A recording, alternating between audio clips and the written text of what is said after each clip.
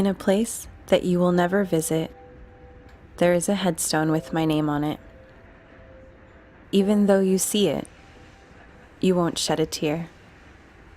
My name means nothing to you.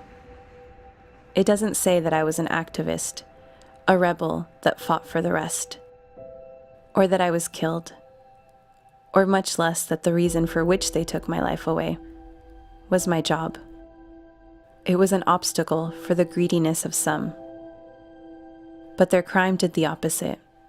Many took my place, and I have left to work by God's side.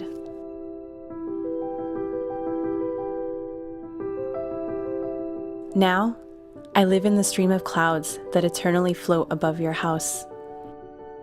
You can hear me in the raindrops that fall on your street. I'm the fresh breeze that sways the trees and that hugs my family in the mornings, that no longer cries for me, because they have learned to recognize my steps in the movement of the leaves. From here, I can see your fear. I too felt it many times. I know how it can paralyze the mind and spreads from one person to another, a whole generation, and turn into hate, and lead whole countries to war. I know the excuses they use to justify these atrocities, the fate they mutilate, and how it kills hope. That's why I preferred to disguise myself as madness, to believe in utopia, to ignore the thin ice that cracks beneath my feet, to see life open a pathway on the asphalt, to inspire others like you to reject tyranny, and together cross the rough seas by swimming without doubts. Even though no one sees us, even though no one hears us, because the effort is the message, and each stroke a destination.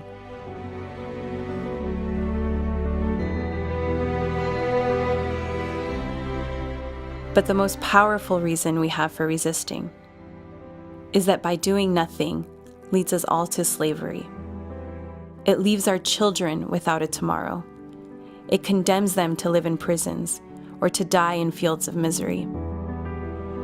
That's why we choose to fight for a better world, and to listen to those left behind, and to stop thinking that their wars are not ours, that their hunger is just theirs, and to stop thinking that we are special, or that we have the right to take their resources, or sell weapons to those that murder them.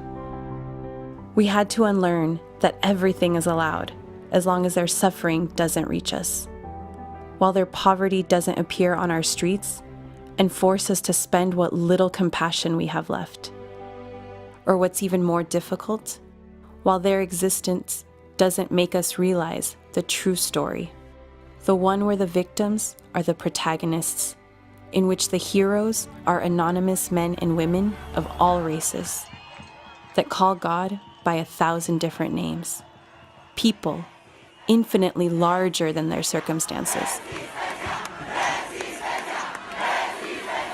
I hope one day the world will no longer need activists, and they will simply remember us as those who fought in dark times, in which the majority didn't understand that the lack of support for those who defend freedom leaves us all without freedom, and to not join those who take care of our water, air, and earth almost destroyed our planet. I hope one day no one remembers that until people woke up, a handful of men came to own almost everything. I hope one day no one remembers that I died for you.